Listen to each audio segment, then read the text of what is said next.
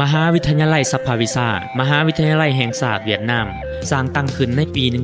1957 แม่นโรงเรียนแถวหน้าของเวียดนามที่ซิดซ้อนหลากหลายแขนงวิชาการซึ่งมีถึง 33 แขนงในระดับปริญญาตรี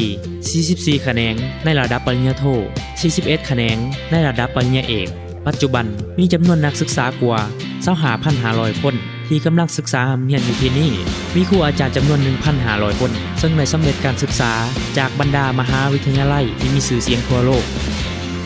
โรงเรียนได้ประกอบมี96ห้องทดลองในนั้นมี2ห้องทดลองที่สำคัญระดับศาสตร์มี14ศูนย์กลางค้นคว้าพร้อมหลากหลายอุปกรณ์และเครื่องจักรทันสมัยเพื่อประกอบเขาในการศึกษาค้นคว้า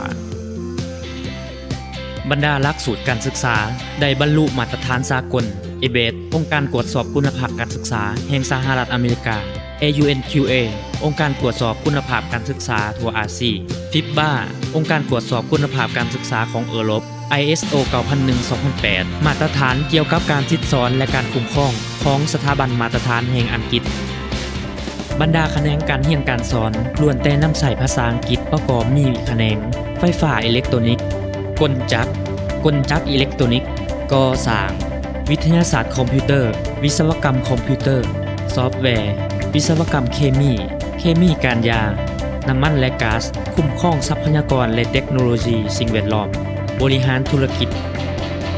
หลังจากสำเร็จการเรียน2ปีที่เวียดนามนักศึกษาสามารถเรียน2ปีสุดท้ายที่เวียดนามหรือเลือกเรียนต่อ2ปีสุดท้ายที่โรงเรียนพันธมิตรที่มีชื่อเสียงเช่น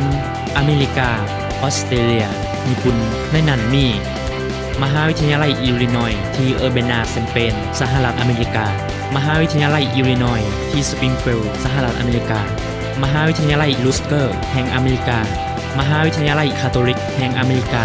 มหาวิทยาลัยแมสซาชูเซตส์บอสตันแห่งสหรัฐอเมริกามหาวิทยาลัยแอดิเลดแห่งออสเตรเลียมหาวิทยาลัยควีนส์แลนด์แห่งออสเตรเลียมหาวิทยาลัยกริฟฟิธออสเตรเลียมหาวิทยาลัยลาทรอปออสเตรเลียมหาวิทยาลัยเทคโนโลยีซิดนีย์มหาวิทยาลัยคานาซาวะที่ญี่ปุ่นมหาวิทยาลัยเทคโนโลยีนากาโอกาที่ญี่ปุ่นด้วยการนำใส่ภาษาอังกฤษเข้าในการเรียนการสอนบรรดาหลักสูตรการสอนของมหาวิทยาลัยสภาวิชานครโฮจิมินห์เน้นหนักเพื่อพัฒนาความรู้ด้านวิชาเฉพาะและด้านทักษะการเฮ็ดเวียกในแวดล้อมสากลให้แก่นักศึกษามีหลากหลายการเคลื่อนไหวต่างๆที่ให้คุณประโยชน์คืองานสัมมนาวิทยาศาสตร์สโมสรความรู้วิชาการกีฬารายการเคลื่อนไหวเพื่อการกุศลการเคลื่อนไหวกิจกรรมเพื่อชุมชนช่วยให้นักศึกษามีความสามารถเฮ็ดเวียกในแวดล้อมสากลที่ท้าทายและใส่หัวคิดประดิษฐ์สร้าง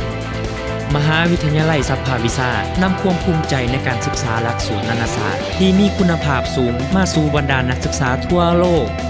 ห้องการศึกษาหลักสูตรนานาชาติโรงเรียนมหาวิทยาลัยสภาวิชามหาวิทยาลัยแห่งศาสตร์เวียดนาม